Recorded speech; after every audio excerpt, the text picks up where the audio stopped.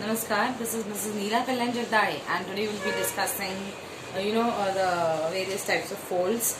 Mainly we'll be discussing what is, we've done with what is chevron fold, yeah. So we'll be discussing what is the open fold, what is the closed fold. We'll be discussing what are drag folds, yes. Okay. Just a revision of chevron folds. Chevron folds are those which are, sharp. They have sharp crest and sharp trough. Yes, sharp crest and sharp trough. That is what is a chevron fold. Okay. Then if we are talking about what is an open fold. Okay. Now see, even before we have already done this, we know the basics basically. That is, if you're talking about sedimentary rocks, we have various layers of rocks, one above the other. Okay. Now, these rocks which are one above the other are not necessarily one and the same type, right? They vary. It may be, see, you guys being geologists and you guys have studied in first year, various types of sedimentary rocks, rhodaceous, arenaceous, argillaceous deposits, in which we have sandstone, shales, mudstone, siltstone, this, that, okay, limestones, yes. So, if you're talking about, the strength of the rock, yeah, if you're talking about the strength of the rock, if you see properly, what will happen if you're comparing the two types of rocks? You guys know what is sandstone, what is shale, right? Sandstone is made up of fine grains of sand, whereas shale is completely clay material, okay, that is, sedimented and consolidated, giving rise to formation of shale. Alright, fine. So now what is happening, if we compare the two, that is sandstone and shale, please understand this basic, okay? And we know the different types of forces, the four forces: compressive, tensional, couple and torsion. Okay, the stresses that are acting in the rock. What will happen is the same stresses, okay, supposing if we are taking an example of compressional forces. What will happen? Compressional forces, yes, on sandstone, the result of compressional forces on sandstone will be different as compared to that on shale. Yes, this is understood. It is but logical. Why? Because the rocks are different. The density is different, the porosity, permeability is different, all the parameters are different, right? The grain size is different, right? So therefore, the impact of the stresses on these rocks which are different will be different, yes? So because of this, because the variation that is shown in the impact, okay, of these stresses on the rock, we get two different types of, folds. See, supposing if we have layers of sedimentary rocks which are in alteration with, say, sandstone shale, sandstone shale, sandstone shale. Alright, yeah, and even before we proceed, now understand one more concept here. What are competent rocks and what are incompetent rocks? Okay, now see, what are competent rocks? Competent rocks, the name itself says they're competent enough, right? So what are competent rocks? Competent rocks are those rocks which can take stresses to a farther distance. Okay, competent rocks, again I am repeating, competent rocks are those rocks which can take stresses. The stresses which are accumulating in the rock, they can take that stresses to a farther distance. Example I am giving you. Supposing if there is compressional force from one side, yes, then a competent rock will be able to take that compressional force, okay, from both the sides to a farther distance, meaning for a over a longer area. Supposing if there is compressional force from one side, okay, in competent rock, the force can be taken, or the stress can be moved from it is just, the stress can travel, okay, to a farther distance. The rock can withstand that stress. Okay, that is what is competent rock. Say example I am giving you this in case of competent rock, say 1000 psi of pressure, compressional force pressure, or 1000 psi from one side. I'm just talking. Though if I'm taking compressional, this is just small scale of what we are talking on a larger scale, just for you to understand. Okay, so if you're talking on a small scale, just one part of it, from one side if there's compressional force, what is happening? Supposing if there's 1000 psi of pressure, a competent rock will be able to take it to a distance of about, say, say 69 kilometers or something. Okay, but in case of incompetent rock, yes, what will happen? The name itself says it cannot withstand stresses. Okay, so it is not competent enough to take the stress. That is why incompetent rocks. Alright, so now what is happening? What in case of incompetent rock, what happens? The incompetent rock are those rocks which cannot take stresses to a farther distance. So if we are comparing the two relatively, Competent, what did we say? 1000 psi. This was just an example, okay, just for you guys to understand. Supposing if in competent rocks 1000 psi of pressure can be taken up to 69 kilometers, yes, or the rock can, the stresses travel through the rock and the rock does not show any deformation. It does not change its shape, size, nothing. That is what is a competent rock, okay, for a longer period of time. But incompetent rock, on the other hand, what will happen is 1000 psi in less than 30 kilometers itself, it will show deformation in the rock. Yes, so relatively what is happening?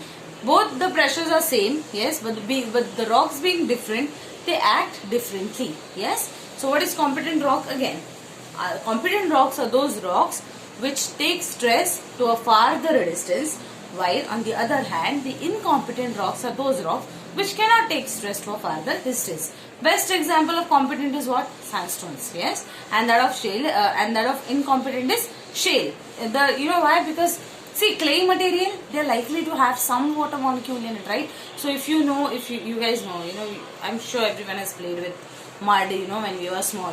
So what is, it becomes, that plastic thing in nature, right? It becomes that soft and it changes. In fact, we all make, most of us make Lord Ganesha's idol out of clay and all, right? So what I'm trying to tell you is the rocks will act differently, yes, because of which there are different types of fold that are that are formed. Supposing if we are talking about open fold, okay, so what will happen in case of open fold is a fold where the thickness of the stratas of all the layers remains same no matter what. Okay, that is what is open fold. The thickness of the stratas cm. Yeah. This is open fold, okay, where the thickness of the stratas, generally what will happen, guys, just understand, generally, supposing if there are compressional forces, yes, supposing if there are compressional forces, mostly what is likely to happen is, I'm just looking for the page that I use, yeah, here it is. See, when we are talking about compressional forces, generally what will happen is, at the crestal part, there will be thickening, right? Because it is compression, so generally, mostly what will happen is we will get to see thickening effect. So the entire layer will be like this, the entire layer will be thick enough, like like this. It will be thick. Okay. So that is what is, because that is an effect of compressional forces. Especially at the crestal part, it will be more thick. All right. But when there are folds which do not show any thickening or thinning effect, they are uniform. The thickness is uniform all over. That is what is a open fold. Okay. Then what is a closed fold? See, if we are talking about two different layers of rock, that is competent, incompetent, competent, incompetent, what will happen is that rock which is incompetent will show deformation easier, right? And it is a sandwich, a multiple layer sandwich where we are competent, incompetent, competent, incompetent, competent rock, yeah, and the entire thick band of of all those sediments are subjected to compressional forces. So, but logical that the compressional forces that are acting on both the sides, is it like, are they going to vary with respect to the lithology? No.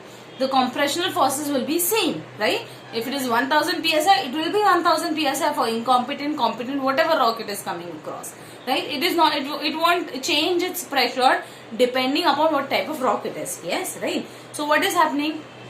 There are compressional forces acting on the thick layer of rocks which consist of competent and incompetent rocks, okay, which are, which is a multiple layer of rocks. Then what will happen? The deformation in rocks will be seen, yes, in case of incompetent rocks. Mostly what will happen to incompetent rock, they will show deformation, while on the other hand, the competent rocks will not show greater deformation, okay. So what is happening? Overall, the entire horizontal layer of all, stratas that consist of competent, incompetent, competent, incompetent, competent, incompetent rocks, what is happening is subjected to compressional forces. The entire thing is being what? Folded. But while it is being folded, when the crestal part becomes thick, okay, and the limb part, yes, becomes thin. In case of incompetent rocks, why? Because they cannot take stresses to farther distance. Remember, yeah. Therefore, what is happening is this type of deformation where the competent rock shows uniform thickness, but the incompetent rock shows, variation, seeing variation in such a way that you have thicker crest and thinner limb, or thicker trough and thinner limb again.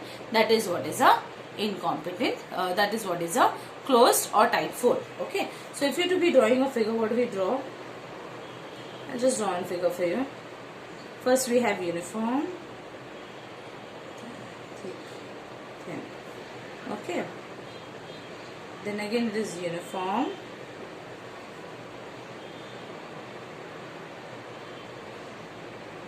thin, thick, thin, thick, thin. Okay. See, mostly what is happening here in this kind of fold, if you see the limbs are thin, the crest is thicker. See, the limbs are thin, the crest is thicker. So in case of closed or tight fold, what is this? What is the figure supposed to be? First, I'll just redraw this again actually in a more better way. First we have thick there, which is almost uniform, which does not show anything. Then the limbs are thin, crest is thick, limbs are thin, crest is thick, limbs are thin. Okay, then again a layer which is uniform. Okay, so see, in this is more better, this figure. You see, this, the upper part, this is uniform. Okay, but in case of this layer, what is happening here is this here, the crest is thick, limbs are thin. This is what is a closed or tight fold. Closed or tight fold, and the one above was open fold. Okay, so we just stop here with respect to for closed and tight fold, and I'll be placing more videos further. Thank you.